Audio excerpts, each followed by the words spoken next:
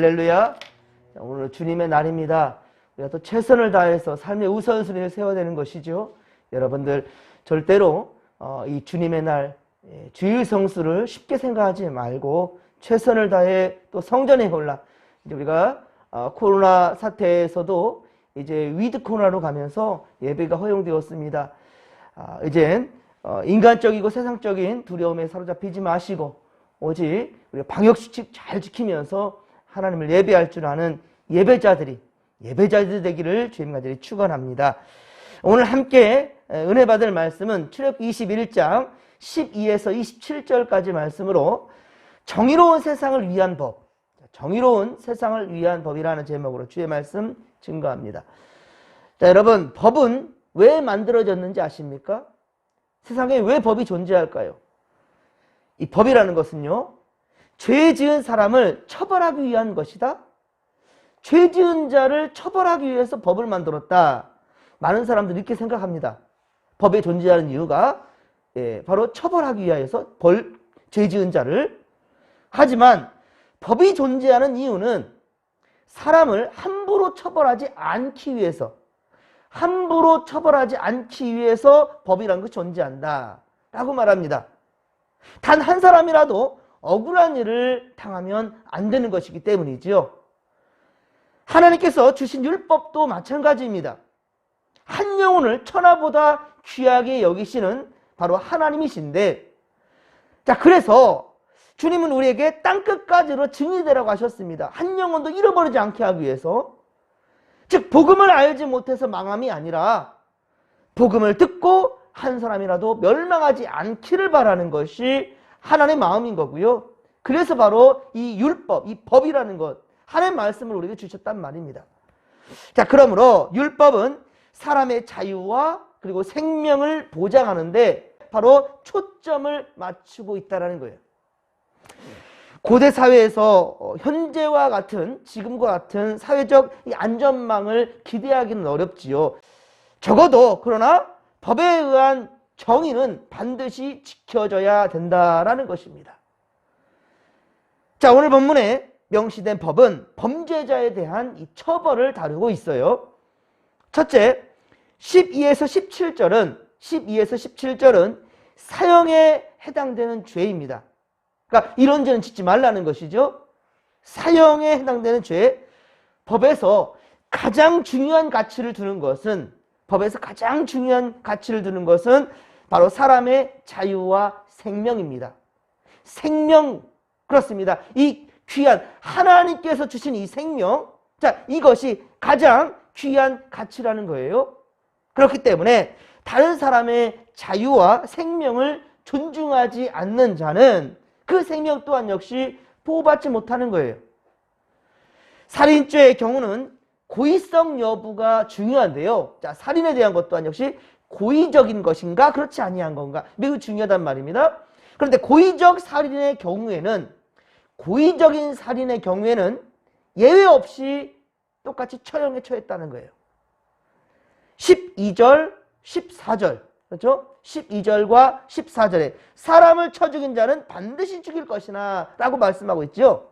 하지만 그럴 것이나 죽일 것이나 라고 했으니, 하지만 고의가 아니라 하나님의 섭리에 의한 것이랄지, 즉 사고사에 의하는 그런 경우에는, 고의적인 것이 아니었을 경우에는 이후에 세워질 바로 도피성, 자, 아직 도피성이 세워지지 않았습니다. 도피성에 대한, 이 도피성으로 피하면, 그곳으로 이동을 하면 물론 이제 활동의 제한은 있습니다. 그곳을 벗어나면 안 되는 거예요. 이 도피성을 벗어날 수는 없지만 이 이동의 제한을 받긴 하지만 생명을 빼앗기지는 않았다라는 거예요. 바로 이것이 민수기 35장과 이제 실제로 세워지는, 이제 여호수아가 가나안에 이제 정복하고 가나안 땅에 실제로 세워지는 이야기는 여호수아 20장, 21장 우리가 전에 보았었죠. 이 도피성 이야기예요. 도피성. 여호수아 특별히 20장 3절에 보면 부지 중에 실수로 사람을 죽인 자를 그리로 도망하게 하라. 이는 너희를 위해 피해 보복자를 피할 것이니라 라고 말씀하고 있어요. 또한 살인죄와 동일하게 취급되는 것이 있어요. 살인하진 않았는데 살인죄와 똑같이 취급하는 것이 있는데 그게 뭐냐? 폐륜이에요, 폐륜. 살인죄와 동일하게 취급하는 것이 바로 폐륜이라는 거예요. 15절, 17절. 15절과 17절에 보면 부모를 폭행하거나 저주하는 행위. 예. 부모를 폭행하거나 저주하는 그 행위. 또한 16절에 보면 사람을 납치하거나 유기한단 말이에요. 사람을 납치하거나 유기해서 종으로 삼거나 팔아넘기는 그런 행위는 살인죄와 동일하게 취급했다는 말이에요. 그렇습니다. 부모에게 태악을 저지르는 경우는 살인이나 다름없다라는 거예요. 정당한 이유 없이 또한 누군가의 자유를 박탈하는 그러한 행위 역시 바로 살인죄와 같다라는 거예요. 동일하게 취급했습니다. 그리고 이런 규정을 통해서 하나님은 이스라엘 백성들이 중요하게 여기고 지켜야 될 것이 무엇인지를 정확하게 말씀하고 있다는 말입니다. 두 번째 18에서 22절 18에서 22절은 신체적 피해에 대한 규정입니다. 신체적 피해에 대한 규정으로 이것은 다른 사람의 생명이나 자유를 빼앗는 범죄가 아니라면 사형에까지는 이르지 않았다는 거예요. 예. 그러니까 생명이나 자유를 빼앗는 그러한 행위가 아니란다면, 폐륜적인 것이 아니란다면 사형에까지는 이르지 않았다는 거예요. 다른 사람을 폭행한 사람도 피해자가 만약에 죽지 않았다면 이 경우에는 사형죄로 다스리지 않았어요. 다만 19절에 보십시오. 19절에 보듯이 피해자가 완치될 때까지, 죽지는 않았지만 그 피해자가 완치될 때까지는 모든 손해배상을 해야 되는 거예요. 그 자가 완치될 때까지는 끝까지 책임지라는 거예요. 그리고 아무리 상전이라 한다 할지라도, 종을 죽인다면, 종을 죽이면 살인죄가 적용되어 죽임을 면할 수가 없었다라는 거예요. 20절에 보면, 그렇죠? 그러니까 아무리 종이란다 할지라도 함부로 대할 수가 없었다는 거예요. 그 생명과 이 직결되는 부분에서는요. 그러나 만약에 종이 그게 두드러 맞았는데 며칠을 앓다가 죽으면 살인죄로 적용시키지는 않았다라는 거예요. 이것은 종을 죽일 의도가 없었기 때문이죠.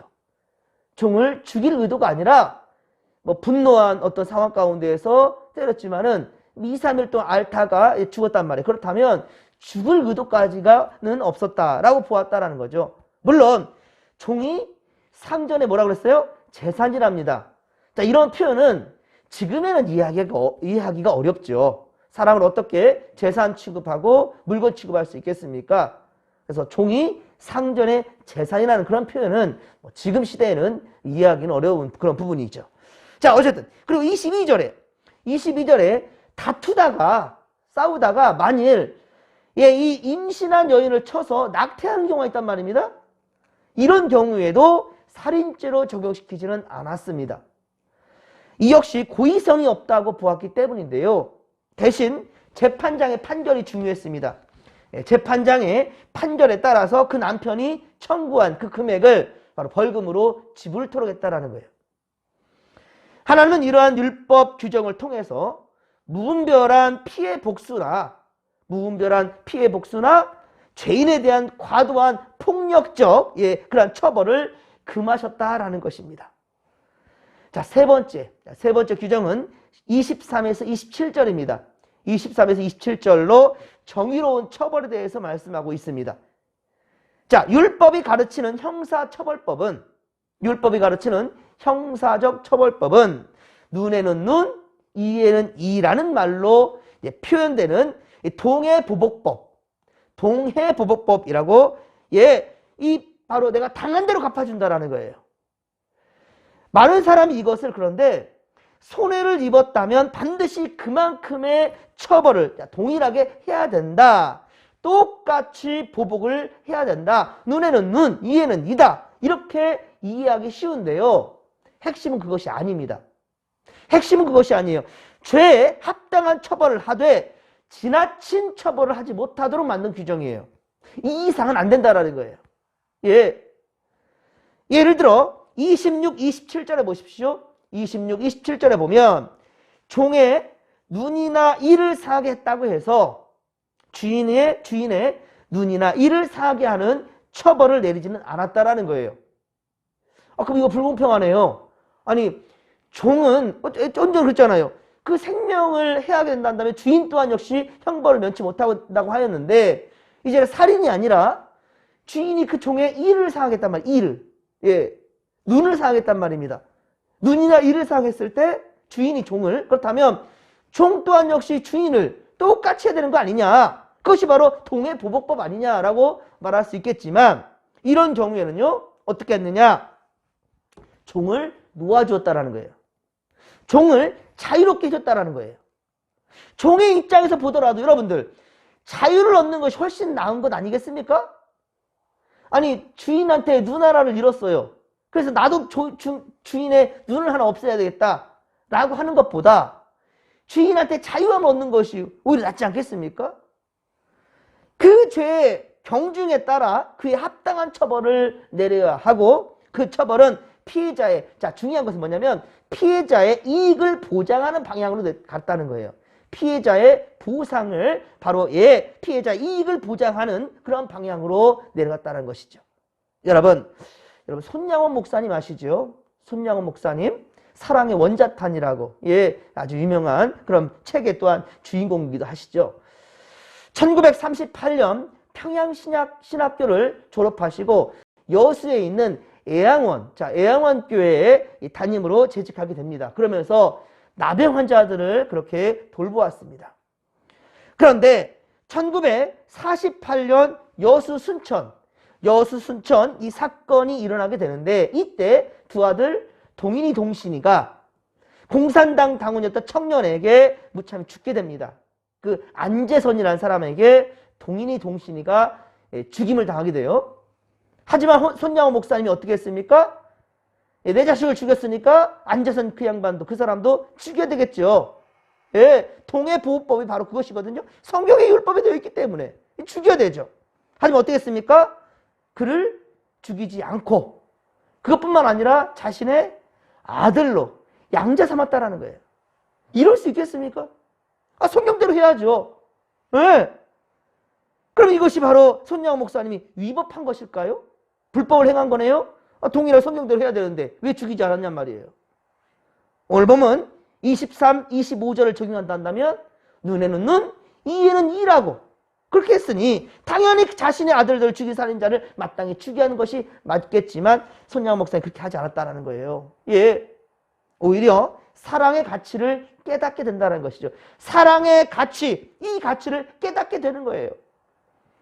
그렇습니다. 살인자가 용서함을 받았을 때, 살인자가 자기도 똑같이 죽임을 당하는 것이 아니라 용서함을 받았을 때 자신의 죄값이 얼마나 큰 것인지를 알게 된다는 것이죠.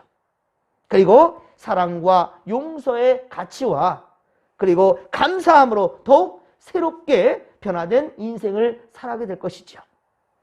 그래서 예수님께서도 마태복음 5장 38에서 42절, 마태복음 5장 38에서 42절에 말씀합니다. 이 산상수훈이죠. 눈은 눈으로 이는 이로 갚으라 하였다는 것을 너희가 들었으나 나는 너희에게 이르노니 악한 자를 대적하지 말라. 누구든지 내 오른편 뺨을 치거든 왼편도 돌려대며 또 너를 고발하여 속옷을 가지고자 하는 자에게 겉옷까지 벗어주고 가지게 하며 또 누구든지 너로 억지로 오리를 갖게 하거든 그 사람과 십리를 동행하라는 거예요. 내게 구하는 자에게는 주며 내게 꾸고자 하는 자에게는 거절하지 말라. 아멘. 이 예수님의 가르침이십니다.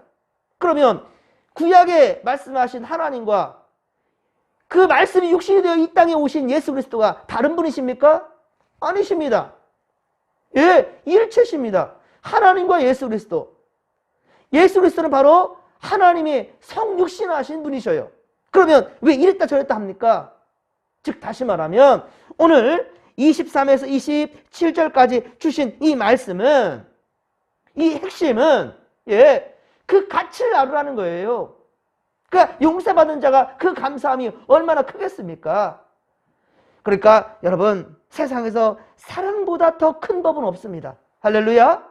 세상 가장 최고의 법은 사랑이에요. 또한 사랑보다 더 큰 특효약도 없어요. 세상 가장 최고의 특효약은 바로 사랑이란 말입니다. 그리스도인들은 하나님의 백성으로서 하나님의 의를 세상에 이루어야 합니다.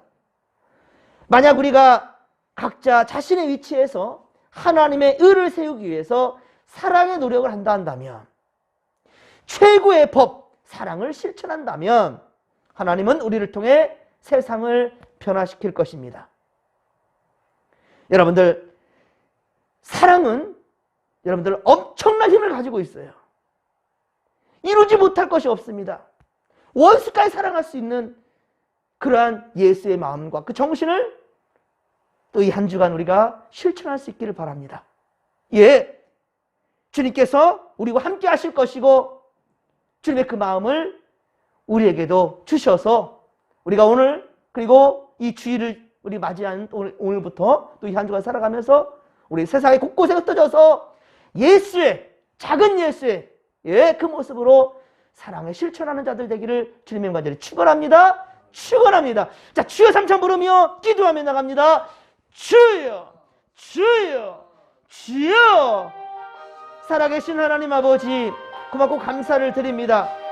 세상의 법은 죄 지은 사람을 처벌하기 위한 것이 아니라 억울하게 사람이 법의 그 아래서 당하는 것이 아니라, 하나님 아버지여, 억울하게 한 사람도 아버지 당하는 것이 아니라 하나님 아버지여, 진리 아래 아버지여 보호함을 받기 위하여서 법이 존재한다라는 것, 하나님 율법 또한 역시 아버지여 믿지 않는 자들이 결국은 지옥불에 떨어지게 만드는 것이 아니라 이 율법의 이 하나님 말씀을 통하여서 한 영혼도 잃어버리지 아니하고 다 구원하게 이르기 위한 것, 이것이 바로 주님의 뜻이라는 것, 하나님 아버지 우리가 분명히 알고 아버지 세상을 품어낼 수 있는 그런 우리가 될 수 있도록 넓은 마음을 가진 하나님 아버지 우리가 사랑의 공동체가 될 수 있도록 주여 도와주시옵소서. 세상에서 가장 큰 법은 바로 사랑이라였습니다. 하나님 아버지여, 이 최고의 법 사랑을 실천하며 우리 아버지의 하나님은 바라시는 대로 이 세상이 온전히 주님 앞에 아버지여 굴복하며 주 앞에 인정받으며 주님 예비하신 구원의 나라로 우리 모두가 갈 수 있도록 주님 역사하시고 함께하여 주시옵소서. 하나님 아버지 도우소서. 지금도 예수를 알지 못하며 하나님의 법을 알지 못하여서 저 망하는 길로 가는 수많은 사람들 불쌍히 여기며 긍휼히 여기며 저들에게 사랑의 손길로 내밀을 수 있는 우리가 될 수 있도록 주여 도와 주시옵소서. 하나님이여 함께하소서. 주여 함께하여 주옵소서. 오늘 주님의 날 온 성도들 주님 앞에 올라 성산에 올라 우리 함께 하나님을 예배하며 또 귀한 생명의 말씀을 받을 수 있는 우리가 되게 하여 주시옵소서. 하나님 함께하여 주옵소서.